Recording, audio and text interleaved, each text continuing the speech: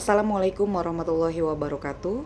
Nama saya Ica Nafisa, NIM 221810, kelas RC1 Manajemen.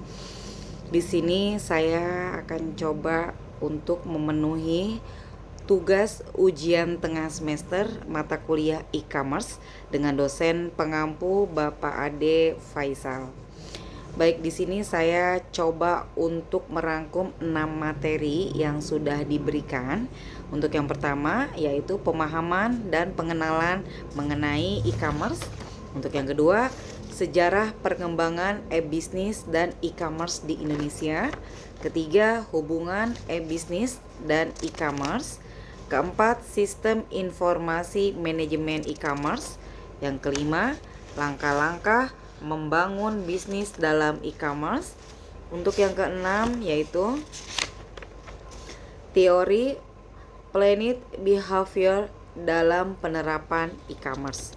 Baik, di sini saya coba untuk merangkum satu persatu dari keenam materi yang telah saya rangkum, yaitu satu, tentang pemahaman dan pengenalan mengenai e-commerce.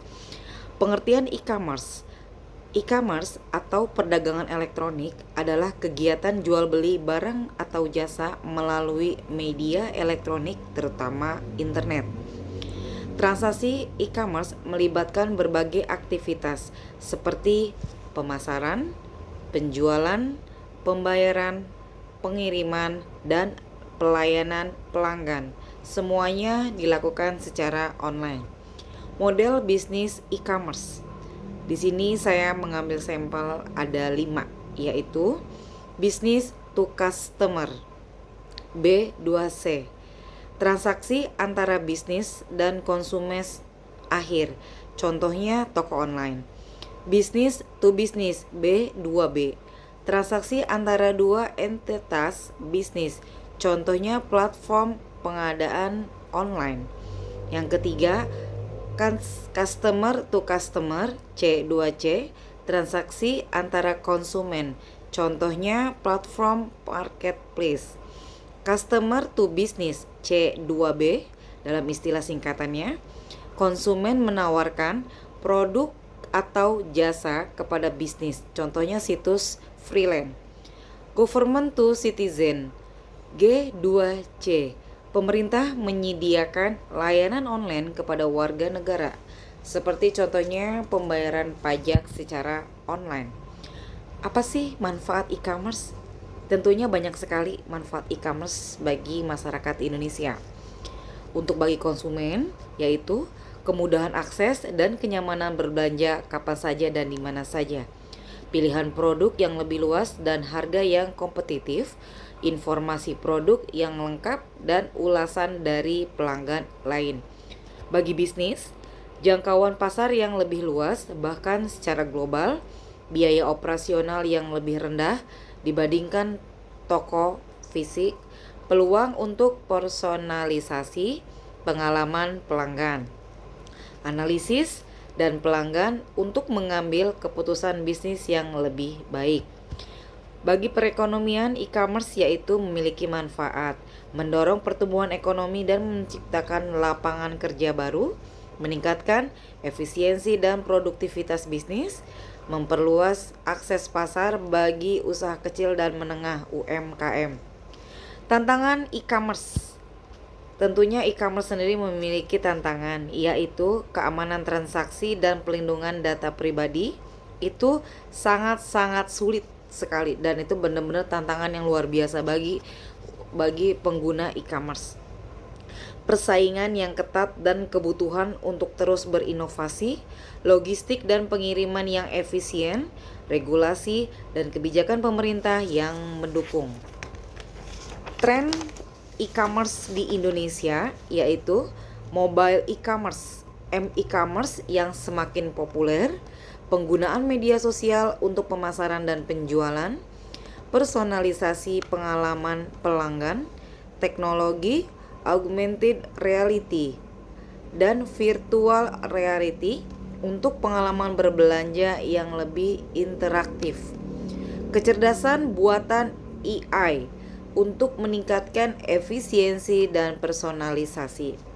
Kesimpulan dari peranan e-commerce itu sendiri yaitu e-commerce telah mengubah cara kita berbelanja dan berbisnis dengan memahami konsep dasar, model bisnis, dan tren e-commerce. Tentunya kita semua dapat memanfaatkan peluang yang ditawarkan oleh dunia digital sekarang ini. Baik kita semua seorang konsumen, pengusaha, atau pemasar e-commerce memiliki potensi untuk memberikan manfaat yang signifikan. Untuk materi yang kedua, di sini saya coba merangkum tentang sejarah dan perkembangan e-bisnis dan e-commerce di Indonesia.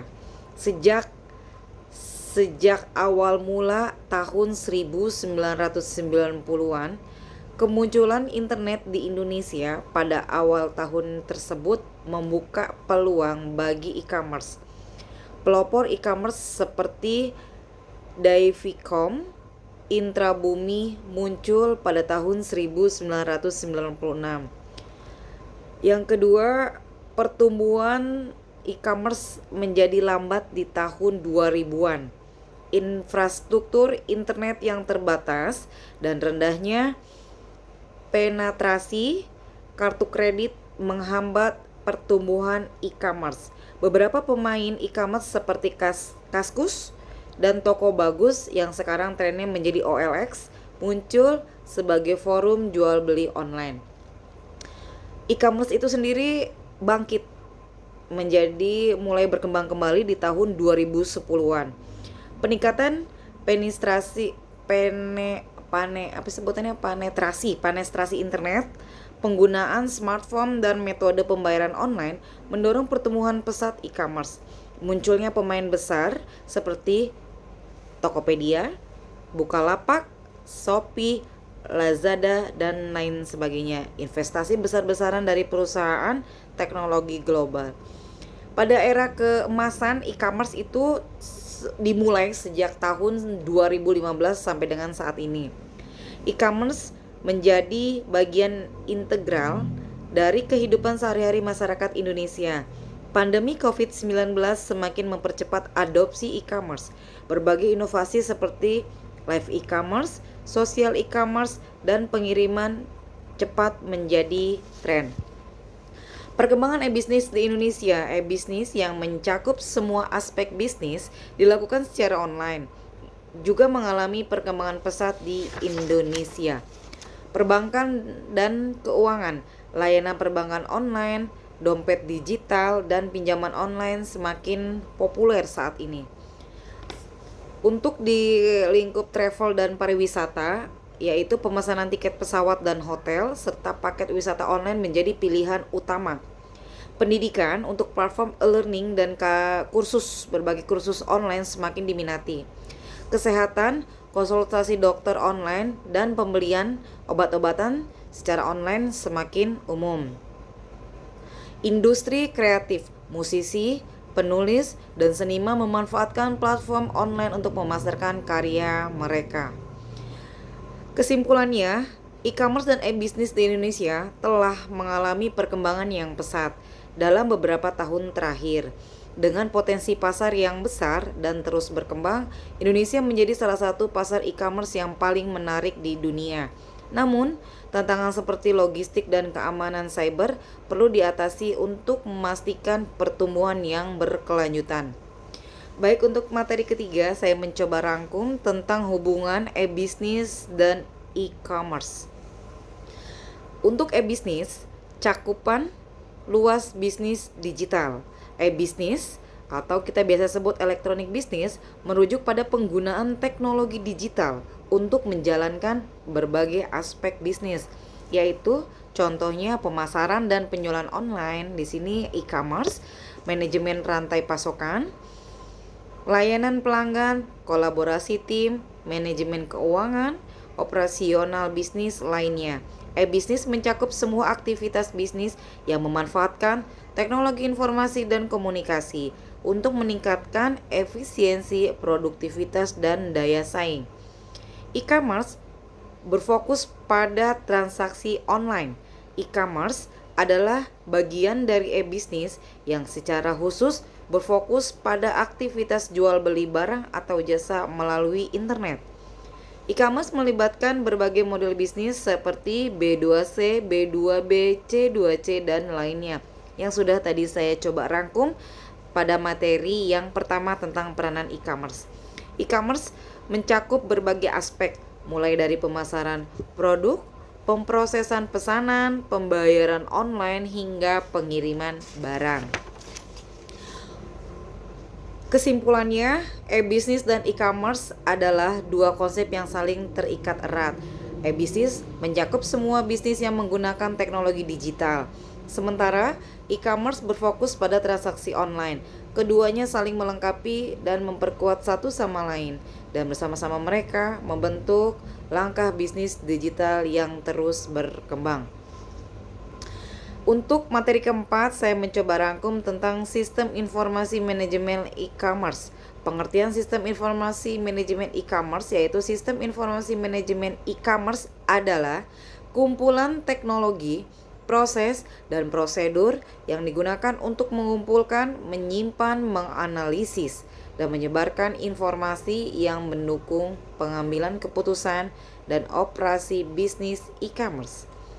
Sistem ini mengintegrasikan berbagai komponen seperti perangkat keras, yaitu perangkat lunak, jaringan, data, dan sumber daya manusia untuk mencapai tujuan bisnis e-commerce. Komponen utama sistem informasi manajemen e-commerce yaitu perangkat keras, perangkat lunak, jaringan, data, dan sumber daya manusia. Fungsi sistem informasi manajemen e-commerce yaitu, saya ambil 2 sampel di sini, mungkin ada beberapa banyak, saya mengambil 2 sampel yaitu mengelola pesanan, pembayaran, dan pengiriman produk, menyimpan data pelanggan, melacak riwayat pembelian, dan memberikan layanan pelanggan, mengelola katalog produk, harga, dan inventaris.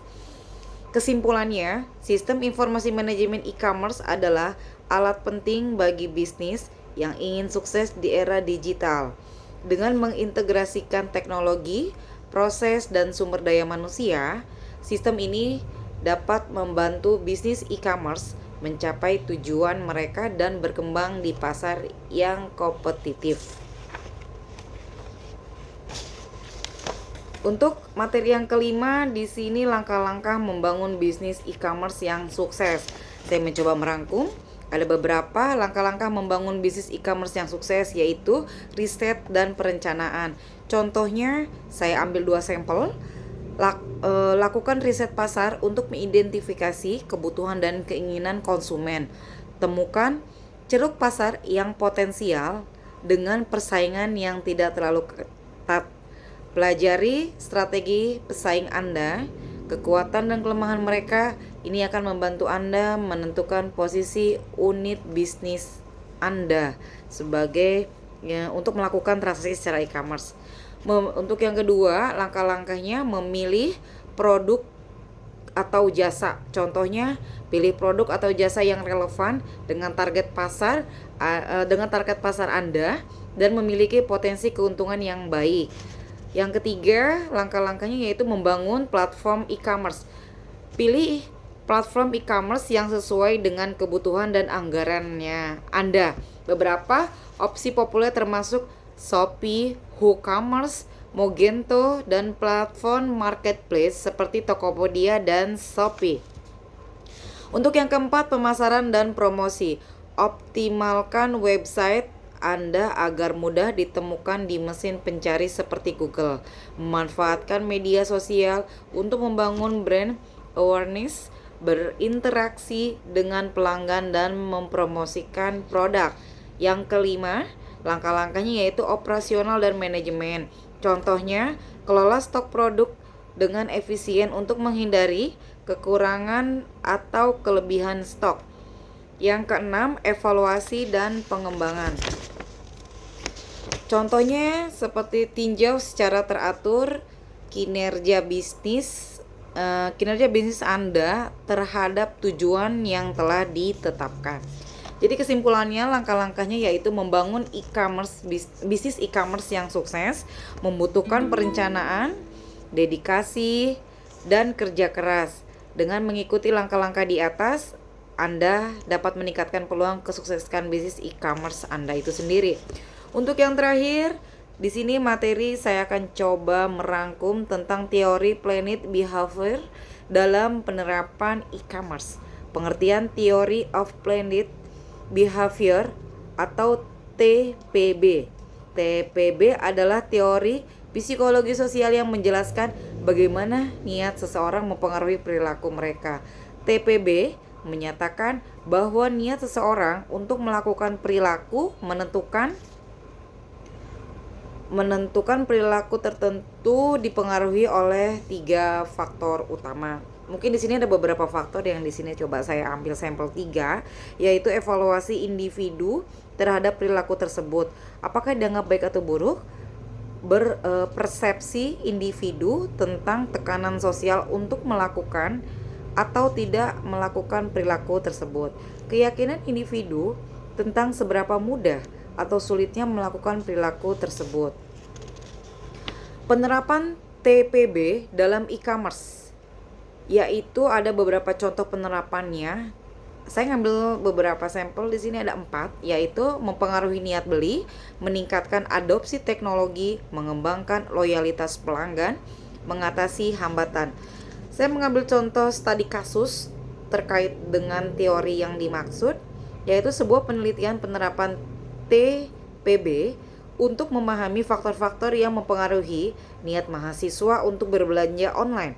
Hasil penelitian menunjukkan bahwa sikap positif terhadap belanja online, norma subjektif yang mendukung, dan persepsi kontrol perilaku yang tinggi secara signifikan meningkatkan niat mahasiswa untuk berbelanja online tentunya. Jadi kesimpulannya, untuk teori ini, TPB adalah kerangka kerja yang berguna untuk memahami dan memprediksi perilaku konsumen dalam konteks e-commerce dengan penerapan teori Planet Behavior. Di sini saya menyebut singkatannya TPB. Perusahaan e-commerce dapat mengembangkan strategi pemasaran yang lebih efektif, meningkatkan adopsi teknologi, mengembangkan loyalitas pelanggan, dan mengatasi hambatan dalam berbelanja online. Baik, sekian untuk tugas ujian tengah semester mata kuliah e-commerce. Terima kasih. Wabillahi taufiq wal hidayah. Wassalamualaikum warahmatullahi wabarakatuh.